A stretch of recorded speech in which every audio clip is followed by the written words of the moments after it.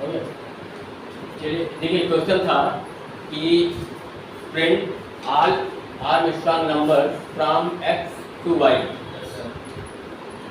तो सबसे पहले तो हमको इनपुट ही करना पड़ेगा, ये तो सिंपल की बात है। तो पहले इनपुट ही कर लेते हैं, उसके बाद धीरे धीरे आगे बढ़ते हैं। तो x और y अगर क्वेश्चन में दिया है तो वही वेरिएबल यूज कर लेते हैं। तो x, y इक्वल, सबसे पहले क्या लिखेंगे? मैप ना, मैप, उसके बाद इंट, फिर कामा, फिर इनपुट फंक्शन, और इसी के अंदर message inter value of x and y। ये इन्वर्टेड टर्म बंद हो गया, ये इनपुट का फंक्शन बंद हो गया। फिर इसके बाद डॉट स्प्लिट फंक्शन, और इसके बाद मैं फंक्शन का ब्रैकेट, ठीक ना? ये इनपुट हो गया। अब देखिए, अब आगे क्या करना है, ये थोड़ा सोचना। अब x में तो कोई भी नंबर हो सकता है, ठीक ना? मतलब कि x में नंबर आप अगर चाहें तो 5 भी तो इनपुट कर सकते हैं ना, 5 इनपुट कर सकते हैं।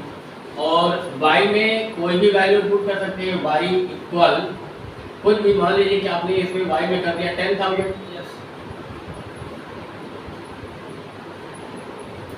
तो सबसे पहला काम ये हम मान के चलते हैं कि 5 हमने क्यों लिया। 5 हमने इसलिए लिया है कि कम से कम नंबर एक सिंगल डिजिट का तो होगा ही, इसीलिए 5 लिया, ठीक है। अब y के लिए तो y में 10,000 से ज्यादा भी बड़ा नंबर हो सकता है, ठीक ना? तो अगर ये 10,000 से ज्यादा बड़ा नंबर होता है तो हम इसको कहां तक लेकर जा सकते हैं? यहां तक तो लेकर जा सकते हैं जो उतना ही डिजिट है जितना 10,000 है। इसमें भी कितना डिजिट है? 5, और इसमें भी कितना डिजिट है? 5। हमको डिजिट की जरूरत क्यों है मालूम है ना आपको? क्योंकि पावर तो हमको लगाना ही है। याद है कि नहीं? याद है, याद है ना कि हर डिजिट का पावर लगता है, और पावर कितना लगता है? जो हम नंबर इनपुट करते हैं उस नंबर में कुल जितने डिजिट्स होते हैं वो उसका पावर होता है। तो फिलहाल हम यहाँ तक इसको मानकर चलते हैं कि यहाँ तक कोई नंबर इनपुट करेगा तो हम प्रोग्राम बनाएंगे। उसके आगे भी अगर जाएंगे तो किसी डिजिट के लिए हो जाएगा, ठीक है। तो हम उसको कहीं तक भी लेकर जा सकते हैं, लेकिन अगर आप यहाँ तक कर लेंगे तो आगे का भी आप और उसमें बढ़ा सकते हैं। एक आध कंडीशन की चेकिंग उसमें बढ़ जाए, ठीक है। तो नंबर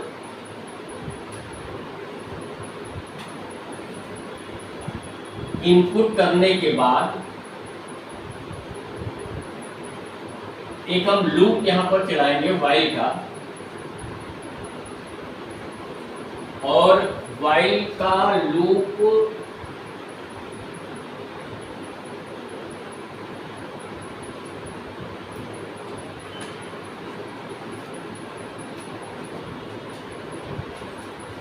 कुछ और नहीं करना पड़ेगा ना, चलिए लूप चला के देखते हैं, शायद कुछ करना नहीं पड़ेगा। while x less than or equal to y, while x less than or equal to y।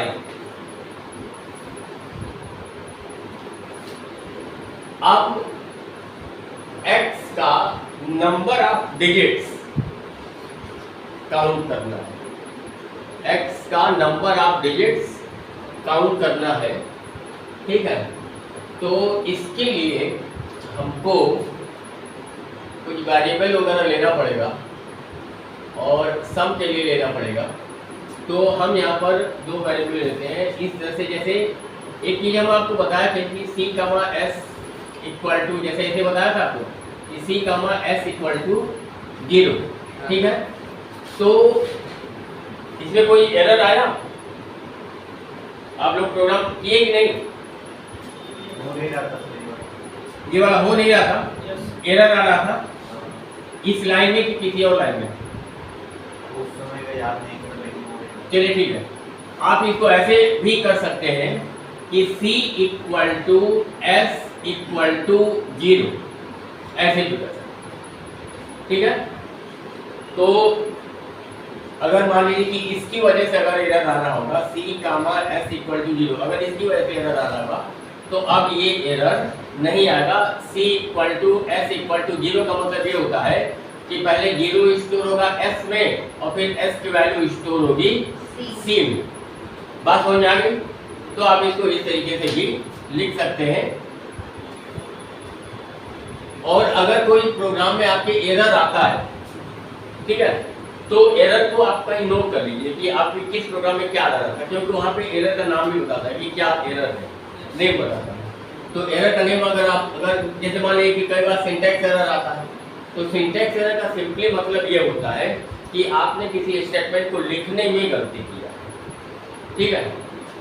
और कई बार आपका सिंटैक्स एरर नहीं आता है लेकिन आउटपुट भी नहीं आता है, तो इसका मतलब कि वहाँ पर वो लॉजिकल एरर हो जाता है। तो आगे बात करेंगे उसके बारे में, एरर के बारे में, लेकिन अभी फिलहाल यहाँ पर हम देखते हैं, यहाँ पर C equal to S equal to 0, ये दो वेरिएबल हमने असाइन कर लिया। और इसके बाद नंबर ऑफ डिजिट्स को काउंट कर लेते हैं। if C less than 10, if C less, sorry, X, if X less than 10, तो अगर 10 से छोटा है इसका मतलब क्या? Single digit. बात समझ में आ रही है ना? अगर 10 से लेस होगा तो सिंगल डिजिट का होगा, माइनस में नहीं जा रहे हैं, ठीक है। 0 के ऊपर की ही वैल्यू को कंसीडर कर रहे हैं फिलहाल। माइनस में कर देंगे तो माइनस में फिर वो डिजिट ज़्यादा हो सकता है, लेकिन अभी हम यहाँ पर इस बात को ये मानकर चल रहे हैं कि जो भी हम नंबर इनपुट करेंगे वो पॉजिटिव नंबर इनपुट करेंगे, 0 या 0 के ऊपर का ही नंबर इनपुट करेंगे। बाकी अगर उसके नीचे का भी कोई नंबर इनपुट करता है तो उसको भी हम कर सकते हैं, इसमें कोई प्रॉब्लम नहीं होती। तो अगर ये 10 से x की वैल्यू कम है तो इसका मतलब जो वो सिंगल डिजिट है तो C में हम 1 स्टोर कर देते हैं, ठीक ना। अब इसके बाद हम यहाँ पर कर लेते हैं एलिफ। अगर मान लो ये नहीं है, अगर ये इक्वाली कंडीशन फॉल्स है तो एलिफ का यूज कर लेते हैं। Elif x less then 100, less than 100, तो कितने डिजिट का हो गया? 2 डिजिट। सबको बात समझ में आ रही है ना? तो फिर C वेरिएबल में 2 स्टोर कर लेते हैं, C इक्वल टू 2। अगर मान लो ये वाली कंडीशन भी फॉल्स होगी तो एक और एलिफ का यूज कर लेते हैं। एलिफ x लेस देन 1000, तो इसका मतलब क्या हो गया? 3 डिजिट का। तो C इक्वल टू 3। और एक और कर लें, एक और कर लेते हैं। एलिफ x लेस देन कितना? 10,000। एक और करना पड़ेगा 10,000 के आगे, 10,000। तो C इक्वल टू 4। और एलिफ x लेस देन कितना? 1 लाख ना। तो C equal to 5। C equal to इतने ही मान के चलते हैं, ठीक है। और अगर इससे भी कोई बड़ा नंबर अगर इनपुट करते हैं तो एक यहाँ पर एल्स का भी यूज कर सकते हैं। तो एल्स में अगर मान लीजिए कि 1 लाख से भी अगर ज़्यादा हो गया तो कहाँ तक चला जाएगा? 1 लाख के ऊपर कहाँ तक जाएगा? वो 10 लाख तक जा सकता है ना, 10 लाख तक। तो उस केस में हम अगर चाहें तो इसका C की वैल्यू 6 कर सकते हैं, लेकिन फिलहाल हम यहीं पे इसको छोड़ रहे हैं। आगे आप इसको जितना भी लंबा करना चाहें उतना लंबा कर सकते हैं। ये बात आपको समझ में आ जाएगी, ठीक ना। तो इसके बाद अब हमको क्या करना है?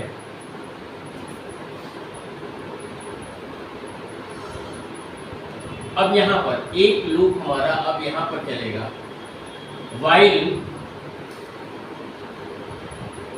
while x greater than 0, while x greater than 0, तो फिर यहाँ पर हो जाएगा r equal to x modulus 10 होगा ना, x मॉडुलस 10, और इसके बाद s equal to s plus क्या करना होगा, r to the power c, r to the power c, ठीक है।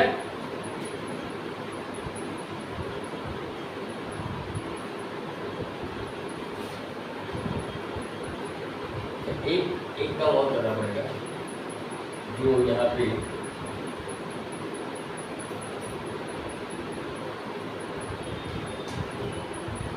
गड़बड़ करना है, क्योंकि x की वैल्यू को हम कम करेंगे। तो अगर x की वैल्यू कम करेंगे तो यहाँ पर x की वैल्यू कम होगी हमारी, तो x की वैल्यू कम होगी, तो यहाँ पर एक काम और करना पड़ेगा। आप लोग लिख लेना है, लिख लिए एक थोड़ा सा यहाँ पे बीच में एक लाइन यहाँ पे जोड़ना है, तो इसको जोड़ने के लिए हम इसको थोड़ा सा मिटाएंगे। ये वाई वाला वैसे ही रहेगा, थोड़ा जगह बनाने के लिए यहाँ पर while x less than r equal to y, और यहाँ पर करेंगे a इक्वल टू x, और c में यहाँ पर 0 स्टोर करने की जरूरत नहीं, क्योंकि c में ऑलरेडी हम चाहे तो यहाँ पे 1 या 2 या 3 कर रहे हैं, तो c में भी 0 लेने की जरूरत नहीं है। जब c equal to c plus 1 करना होता तब हमको 0 की जरूरत पड़ती, तो हम यहाँ पर केवल s वेरिएबल को ही ले ले रहे हैं, s की वैल्यू को 0 करते हैं, ठीक है। थोड़ा इंडेंट की प्रॉब्लम हो रही है, तो इंडेंट की प्रॉब्लम की वजह से एरर आने लगेगा, थोड़ा इसको और थोड़ा इधर इक्वल टू x और s इक्वल टू 0। यहाँ तक तो कोई प्रॉब्लम नहीं है, इसको चेंज करते हैं थोड़ा, इसको x a greater than 0, a equal to a modulus 10, और अब यहाँ पर a equal to a double slash 10, और इसके बाद जब इस लूप से बाहर होगा तो यहाँ पर करेंगे if s x equal to s, तो print x is Armstrong, x is Armstrong, और अगर कंडीशन पास होगा तो प्रिंट करना नहीं है, फिर यहाँ पर क्या करेंगे कि x की वैल्यू को इंक्रीज कर देंगे, x equal to x plus 1। एक मिनट जरा सा चेक कर ले,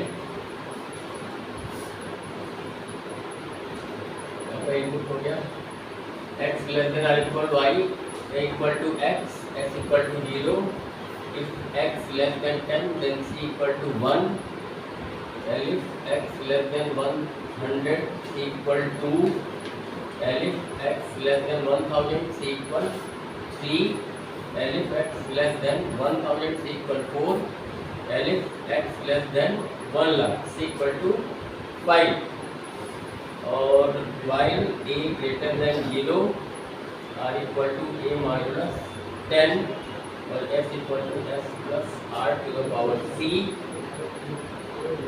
और a equal to a divided by 10।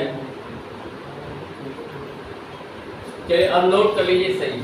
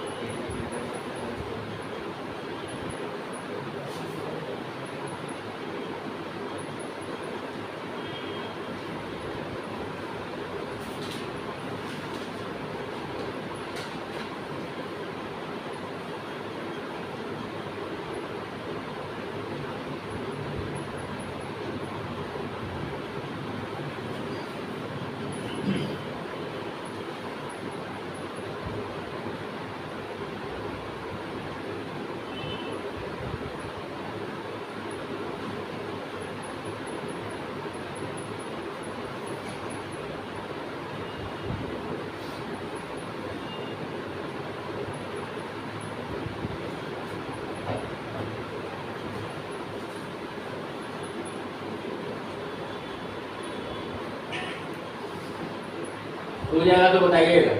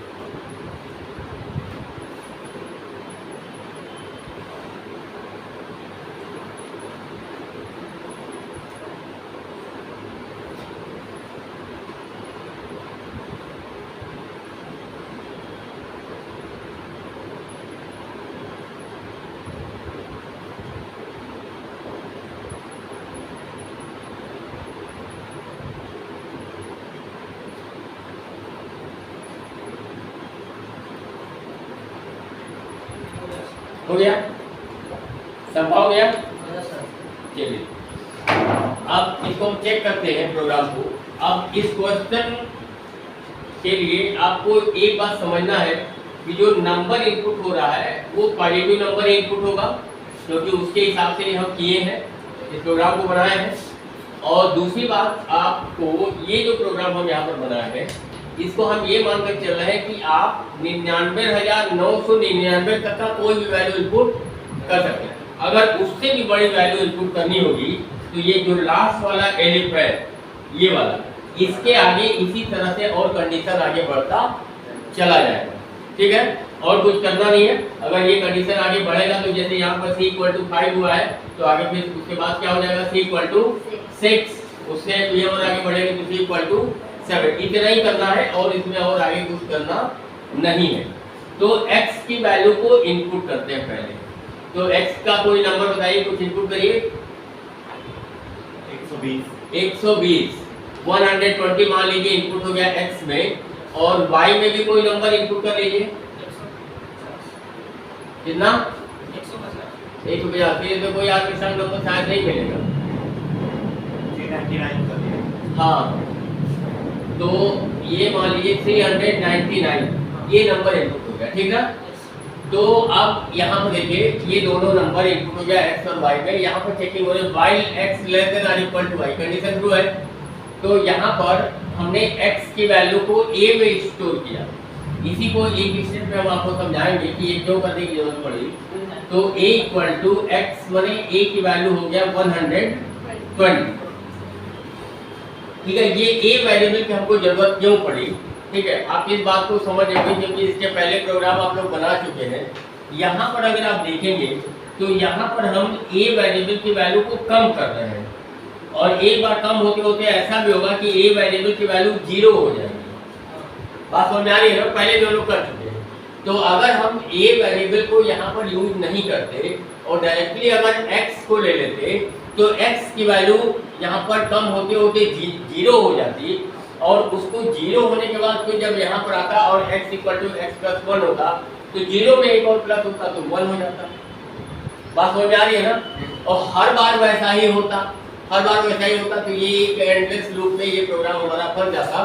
तो इसीलिए एक अलग वेरिएबल हमने ले लिया कि x की वैल्यू को इंटैक्ट रखेंगे, और a वेरिएबल में जो x की वैल्यू को स्टोर किए हैं उसी वेरिएबल की वैल्यू को कम ज्यादा करना होगा जो करेंगे।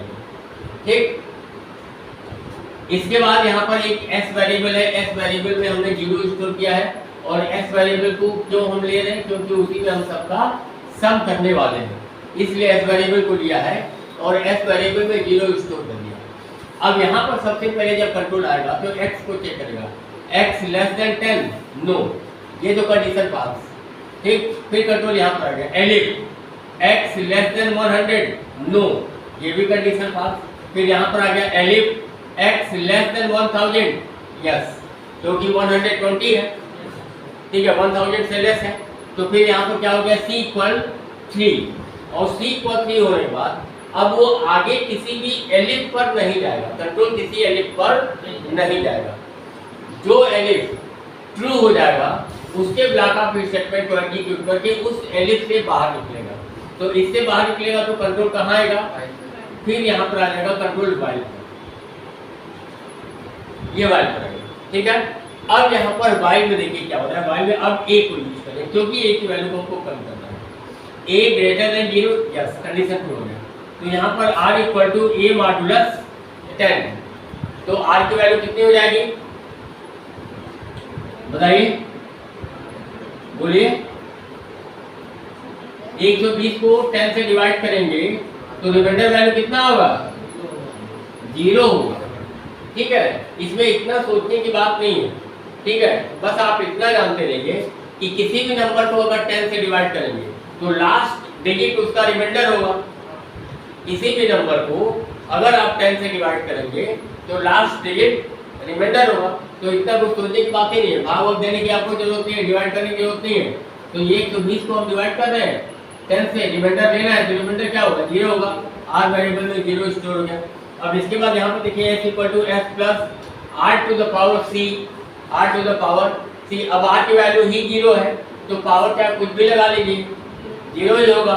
और s में भी 0 है तो 0 प्लस 0 तो 0 ही होगा। तो s वेरिएबल की वैल्यू वही रह जाएगी, s की वैल्यू 0 ही रहेगी, उसमें कोई चेंजिंग नहीं होगा। अब यहाँ पर जब आएगा तो यहाँ पर a equal to a double slash 10 divide हो रहा है। ठीक है, और डिवाइड होने के बाद जो भी क्वोशिएंट आएगा वो वापस से वेरिएबल में ही स्टोर हो रहा है। ठीक, तो जब 10 से डिवाइड करेंगे तो क्या क्वोशिएंट क्या मिलेगा, 12 मिलेगा। तो 12 स्टोर हो गया a वेरिएबल में। और उसके बाद ये लूप यहाँ से कंटिन्यू होगा, ये तो मालूम है ना। ये एक तो लूप यहाँ से चल रहा है और इसके अंदर एक लूप और मिल गया यहाँ पर। तो पहले इनर लूप कंप्लीट होता है, ये तो आपको मालूम ही है। तो अब पहले यही वाला लूप चलेगा तो कंट्रोल यहाँ से यहाँ आएगा, यहाँ पर इस वाइल पर। और यहाँ पर आने के बाद एक बार फिर a को चेक करेगा, a ग्रेटर देन 0। अब a में देखिए क्या वैल्यू है, 12 है, 0 से बड़ा है। फिर जब नीचे आएगा कंडीशन ट्रू हो रहा है तो नीचे जाएगा, ब्लॉक ऑफ स्टेटमेंट को एग्जीक्यूट करेगा। a डिवाइडेड बाई 10 माने 12 को 10 से डिवाइड करेगा और डिवाइड करने के बाद रिमाइंडर वैल्यू स्टोर करेगा r वेरिएबल में। तो अब r वेरिएबल में कौन सी वैल्यू आएगी, 2 आएगी, 2 आ गया। फिर उसके बाद यहाँ पर आएगा s प्लस, s की वैल्यू 0 है, r to the power c, r to the power c। तो r की वैल्यू कितनी है, 2 है। और c की वैल्यू क्या मिली थी हमको, 3 मिला था। तो to the power 3, to the power 3 कितना हो जाएगा, 8 हो गया। और s के साथ जोड़ा तो s की वैल्यू 0 है तो 0 के साथ 8 को जोड़ा तो क्या हो गया, 8 हो गया। तो s वेरिएबल में स्टोर हो गया 8। फिर उसके बाद यहाँ पर आया a equal to a divided by 10, क्या बचेगा a वेरिएबल में, 1 बचेगा। ये लूप कंटिन्यू हो गया। फिर a को चेक करेगा, a greater than 0, yes, a की वैल्यू 1 है, 0 से बड़ा है, कंडीशन ट्रू है। तो कंडीशन ट्रू है तो फिर से नीचे आएगा a मॉडुलस 10, a में कितना है, 1 को 10 से डिवाइड करेंगे तो रिमाइंडर क्या मिलेगा, बोलिए, 1 मिलेगा, 1 मिलेगा। 1 को 10 से डिवाइड करेंगे तो रिमाइंडर 1 ही मिलेगा। ठीक है ना, तो r वेरिएबल में 1 स्टोर हो गया। और फिर उसके बाद यहाँ पर s equal to S plus r to the power c, r की वैल्यू 1 और c की वैल्यू कितनी, 3। तो 1 टू द पावर 3 कितना हो जाएगा, 1 हो जाएगा।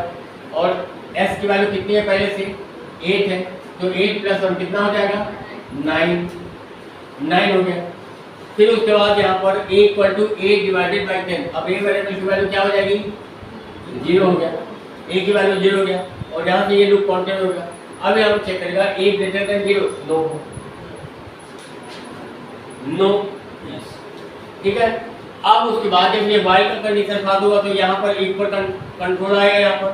अब यहाँ पर x को s से कंपेयर करना, x में क्या है, 120 और s वेरिएबल में क्या है, 9 है, 9 है, दोनों इक्वल है नहीं है, तो आर्मस्ट्रांग नहीं है, प्रिंट नहीं करेगा। ठीक है, अगर ये कंडीशन ट्रू होता है तो इसको प्रिंट करता, प्रिंट करने के बाद यहाँ आता। लेकिन अगर ये कंडीशन फाल्स हो गया तो प्रिंट तो नहीं करेगा, लेकिन कंट्रोल यहाँ पर आएगा और x की वैल्यू इंक्रीज हो जाएगी। तो अब x की वैल्यू कितनी हो जाएगी? 100 कितना 21 121। और उसके बाद अब यहाँ से ये वाला लूप कंटिन्यू होगा। बस यहीं पर एक स्टेप आपको समझना है, इसके बाद तो फिर ये चलता रहेगा, करता रहेगा। ये लूप कंटिन्यू होगा यहाँ पर। अब x को चेक किया, x less than or equal y, yes, condition true. अब फिर से देखिए क्या होगा कि x की वैल्यू एक बार फिर से a में स्टोर हो, जबकि a की वैल्यू कितनी हो गई थी? 0 हो गई थी ना। अब एक बार फिर से a वेरिएबल में 121 स्टोर हो जाएगा जो x वेरिएबल में है। ठीक है, और साथ ही साथ s वेरिएबल की वैल्यू भी 0 हो जाएगी, s की वैल्यू भी 0 हो जाएगी और उसको भी 0 करना पड़ेगा। क्यों करना पड़ेगा? क्योंकि पुरानी वैल्यू को लेकर हम किसी नए नंबर को चेक नहीं करेंगे, ठीक ना। क्योंकि s वेरिएबल में तो पहले से 9 आ चुका है, तो उसको भी 0 हमको करना पड़ेगा, क्योंकि अब हम एक नए नंबर को चेक करने वाले हैं। तो यहाँ पर s वेरिएबल की वैल्यू एक बार फिर से 0 हो गया और उसके बाद अब यहाँ पर चेक करेगा, क्योंकि ये भी 3 डिजिट का ही नंबर है, तो 3 में क्या हो जाएगा? 3 हो जाएगा। 3 वेरिएबल 3 कंट्रोल यहाँ पर आएगा और ये वैसे ही लूप चलता रहेगा। बात समझ में आ रही है? तो ये एक एक नंबर x में एक एक नंबर बढ़ता रहेगा और ये तब तक चलेगा जब तक x की वैल्यू y से बड़ी नहीं हो जाएगी। जब x की वैल्यू y से बड़ी हो जाएगी तब ये ऊपर वाला जो व्हाइल है ये कंडीशन पास होगा और कंट्रोल यहाँ से बाहर निकलेगा। ठीक ना। और इस बीच में जितने भी आपको नंबर मिलेंगे आर्मस्ट्रांग, उनको प्रिंट करेगा। जो आर्मस्ट्रांग नहीं है उसको प्रिंट नहीं करता। कोई थोड़ा बहुत समझ में आएगा? किसी को कुछ प्रॉब्लम भी है, कोई दिक्कत है?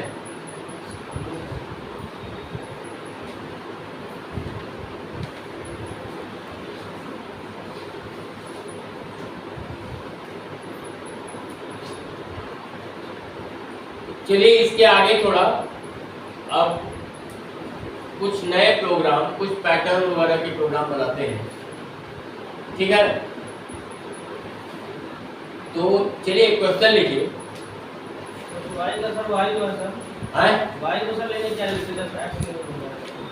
किसको लेने की? Y variable. हाँ, एक्स में, हाँ एक्स वेरिएबल में देखिए आपका क्वेश्चन ये है कि आपको उन सभी आर्मस्ट्रांग नंबर्स को प्रिंट करने हैं जो x और y के बीच में, यही क्वेश्चन है ना। Print all Armstrong numbers from x to y। तो x आपकी इनिशियल वैल्यू है और y आपकी फाइनल वैल्यू है।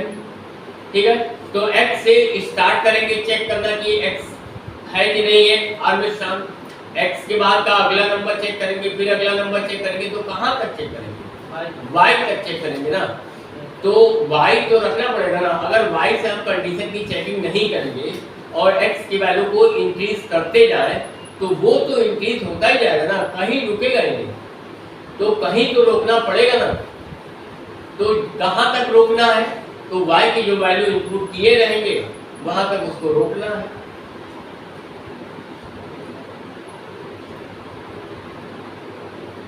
आया समझ में?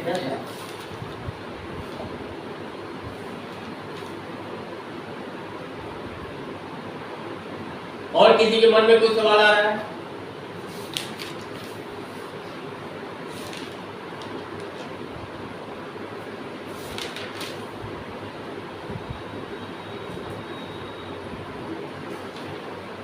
चलिए एक क्वेश्चन लिखिए। राइट ए प्रोग्राम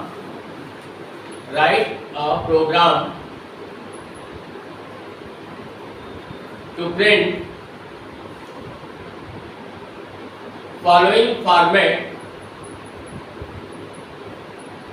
तो friend following format for any inputted number,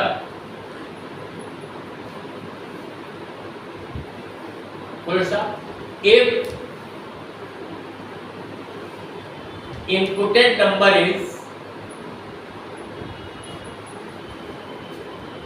3, then format will be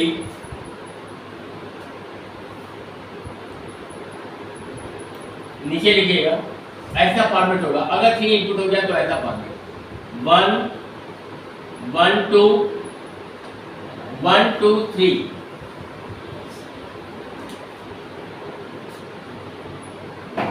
ये नंबर इनपुट होगा और उस इनपुटेड नंबर के लिए ये फॉर्मेट बनाना है, इसको प्रिंट कराना है।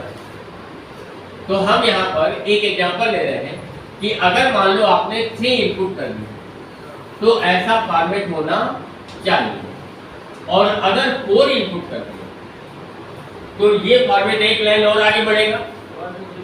हाँ 1 2 3 4 तक जाएगा, ठीक है। और अगर मान लो आपने 5 इनपुट कर दिया तो उसी तरह से ये आगे बढ़ जाएगा, ठीक। इसके बाद एक लाइन और हो जाएगी 1 2 3 4 5, ये फॉर्मेट हमको प्रिंट करना है, ठीक है। नंबर इनपुट होगा, नंबर मालूम नहीं है तो सबसे पहले तो इसमें वही करना है, इनपुट ही करना है। तो इनपुट करेंगे, एक वेरिएबल में हम एक नंबर इनपुट कर लेते हैं।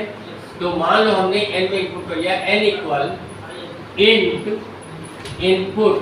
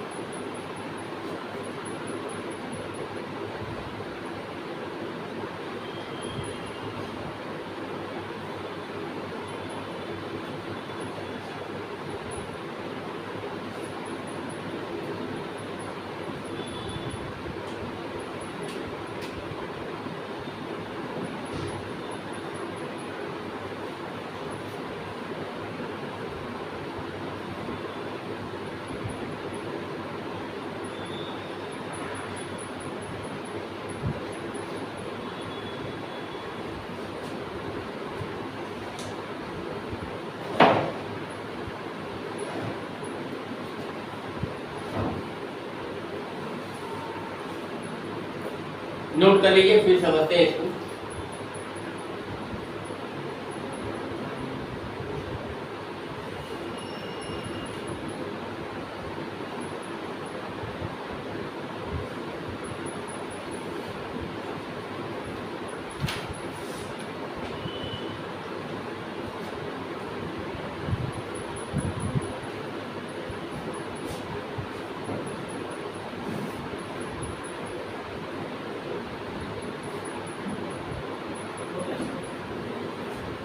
लिख लिए सब लोग?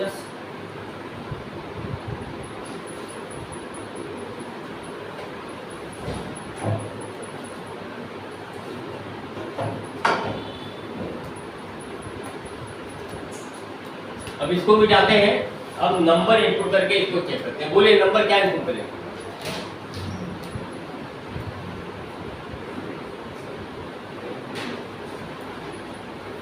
बोलिए। बहुत लंबा हो जाएगा।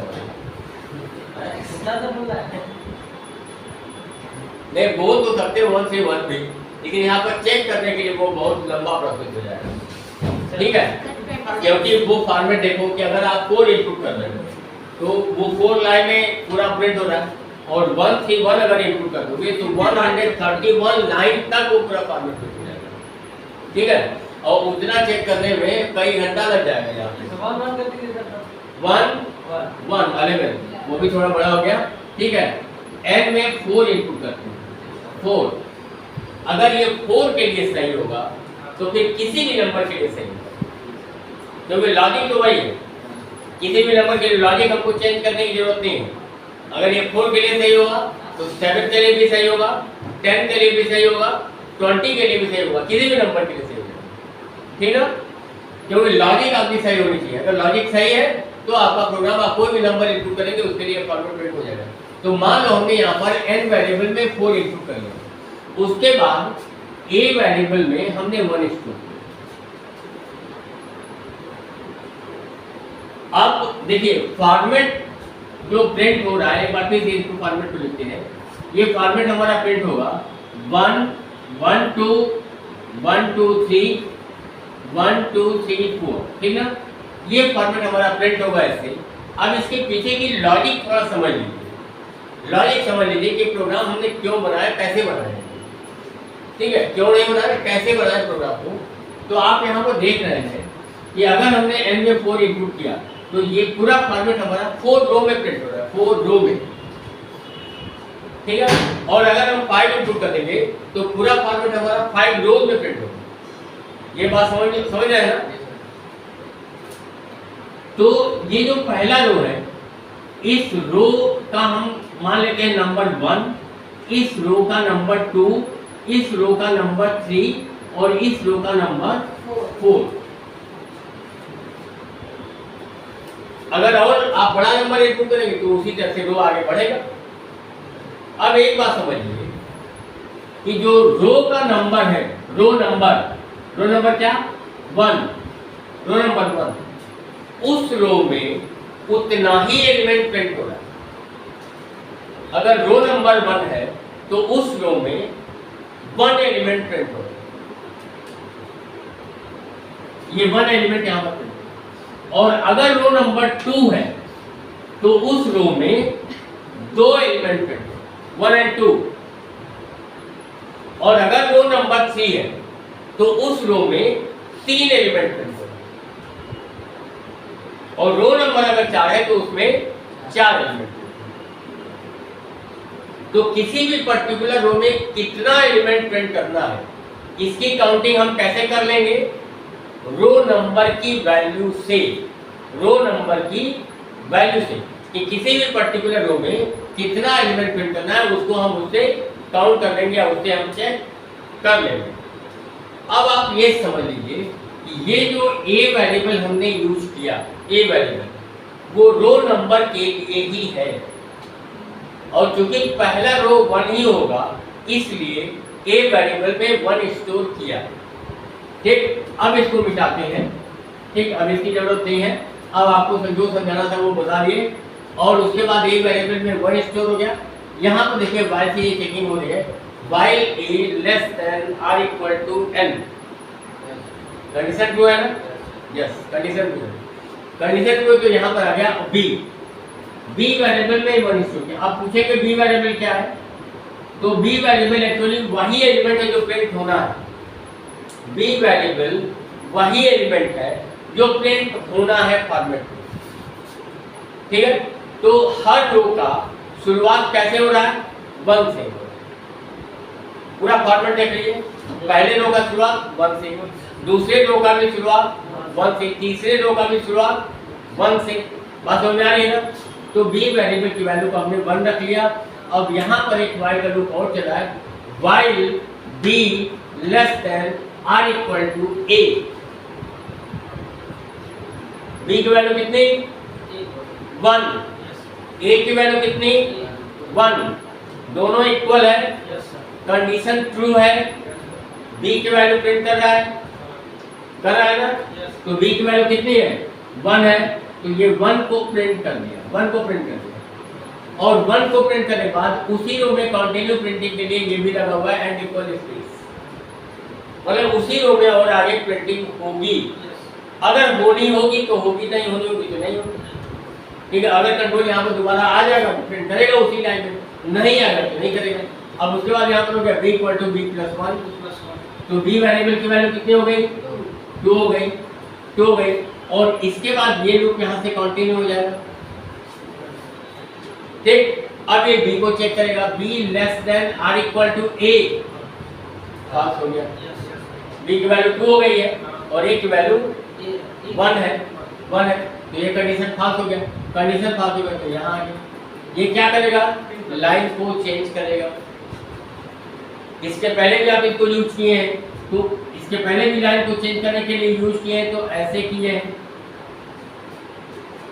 ठीक है, मालूम है ना, इसके पहले किए हैं प्रोग्राम में। तो आप ऐसे भी लाइन को चेंज कर सकते हैं और ऐसे भी लाइन को चेंज कर सकते हैं, दोनों में कोई भी आप चीज यूज कर सकते हैं। केवल प्रिंट फंक्शन विदाउट आर्गुमेंट और print function with backslash n, आप दोनों में से कोई भी तरीका अडॉप्ट कर सकते हैं। तो ये लाइन को चेंज कर दिया, किस लाइन को, जिस लाइन में प्रिंटिंग हो रही थी उस लाइन को ब्रेक, मतलब कि अब आगे अगर कोई प्रिंटिंग होगी तो नई लाइन से प्रिंटिंग होगी। इतना बात समझ आ रहा है?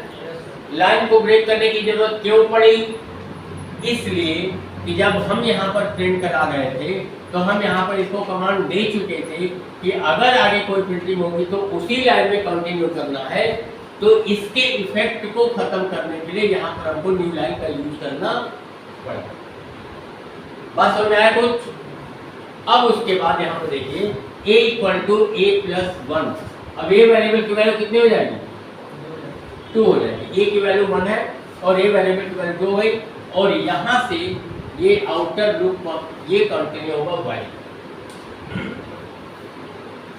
अब देखिए a less than or equal to n, condition true है ना, कंडीशन। फिर यहाँ पर आएगा b की वैल्यू एक बार फिर से बढ़, जबकि b की वैल्यू बढ़ गई और फिर से बढ़ गई, क्यों करना पड़ा? क्योंकि अब दूसरे रो की प्रिंटिंग होगी और उसकी प्रिंटिंग की स्टार्टिंग भी 1 से ही होना है, इसलिए b वेरिएबल की वैल्यू को 1 कर दिया। तो जहाँ पर b वेरिएबल में 2 स्टोर था, अब उस वेरिएबल में 1 स्टोर हो जाएगा। और उसके बाद यहाँ पर आएगा, अब यहाँ चेक करेगा b less than or equal a, yes yes, condition true, print करेगा b, न्यू लाइन हो गया था, लाइन चेंज हो गया था, तो न्यू लाइन पर b की वैल्यू को प्रिंट करेगा, b की वैल्यू 1 है, और उसके साथ साथ एन इक्वल स्पेस भी है, मतलब उसी लाइन में कंटिन्यू प्रिंटिंग होगी। फिर उसके बाद b equal to b plus 1, तो b वेरिएबल की वैल्यू हो गई 2, और यहाँ से ये लूप कंटिन्यू होगा, ये भी 2 है, ये भी 2 है, दोनों इक्वल है, कंडीशन ट्रू। बात समझ आ रही है? तो कंडीशन जब ये ट्रू हो गया तो फिर कंट्रोल यहाँ पर आ गया, और ये क्या करेगा, b की वैल्यू को प्रिंट करेगा।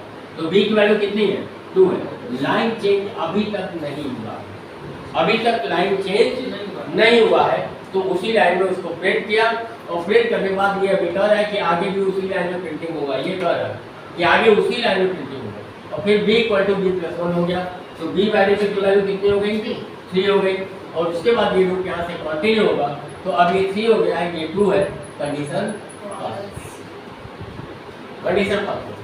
और कंडीशन फॉल्स होने के बाद कंट्रोल फिर यहाँ पर आएगा, तो ये क्या करेगा, लाइन को चेंज करेगा, न्यू लाइन पर कंट्रोल आएगा, ठीक। और न्यू लाइन पर कंट्रोल आने के बाद फिर यहाँ पर आएगा, तो a equal to a plus 1 होगा। अब a वेरिएबल की वैल्यू कितनी हो जाएगी, 3 हो जाएगी, 3 हो जाएगी, और ये लूप यहाँ से कंटिन्यू होगा।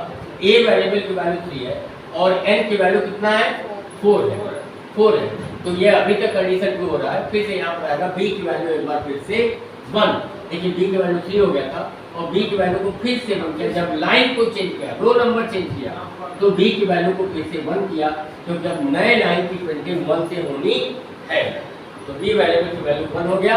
और फिर यहाँ पर आएगा b को चेक किया, b less than or equal a, yes, ये 1 है, ये कितना है, 3 है, तो ये फिर से एक बार b की वैल्यू को प्रिंट किया, लाइन चेंज हो गया था, इस नई लाइन पर b की वैल्यू को प्रिंट किया, और उसके बाद ये भी लगा है, फिर उसके बाद b equal to b plus 1, b variable की वैल्यू 2 हो गई, यहाँ से ये लूप कंटिन्यू होगा, 2 less than or equal 3, yes, condition true है, तो b की वैल्यू को प्रिंट कर दिया, b वेरिएबल की वैल्यू 2 को प्रिंट किया, और 2 को प्रिंट करने के बाद फिर यहाँ पर आएगा b equal to b plus 1, b variable की वैल्यू 3 हो गया, और उसके बाद ये लूप कंटिन्यू होगा, दोनों इक्वल है, इसलिए इस बार भी कंडीशन ट्रू होगा, तो यहाँ पर आएगा b वेरिएबल की वैल्यू को प्रिंट किया, और ये प्रिंट कर दिया 3, और C को प्रिंट करने के बाद फिर जब यहाँ पर आएगा तो B वेरिएबल की वैल्यू हो जाएगी 4, और 4 होने के बाद जब ये while के लूप पर कंटिन्यू होगा तो यहाँ पर ये वाली कंडीशन फॉल्स, ठीक है ना। और जब ये कंडीशन पास होगा तो इस while के लूप से बाहर कंट्रोल आया, यहाँ पर आया, यहाँ पर न्यू लाइन का हमने कमांड दिया है तो कंट्रोल न्यू लाइन पर आ गया, और उसके बाद a = a+1 हो गया, a वेरिएबल की वैल्यू भी 4 हो गई, और उसके बाद यहाँ से while का लूप कंटिन्यू होगा, a की वैल्यू 4, n की वैल्यू 4, दोनों इक्वल है, कंडीशन ट्रू, और फिर यहाँ पर आएगा और एक बार फिर से b वेरिएबल की वैल्यू 1 फिर से, और b की वैल्यू फिर से 1 होने के बाद फिर यहाँ पर आएगा b ≤ a, यस, अब a की वैल्यू 4 है इसमें, यस, तो b की वैल्यू को प्रिंट किया, लाइन चेंज हो चुका है, तो यहाँ पर b की वैल्यू को प्रिंट किया 1, और प्रिंट करने के बाद फिर यहाँ पर b = b+1, b वेरिएबल की वैल्यू 2 हो गई, फिर से ये अंदर वाला लूप कंटिन्यू होगा, ये 2 है, ये 4 है, कंडीशन ट्रू है, तो b की वैल्यू को प्रिंट किया, b की वैल्यू हो गया 2,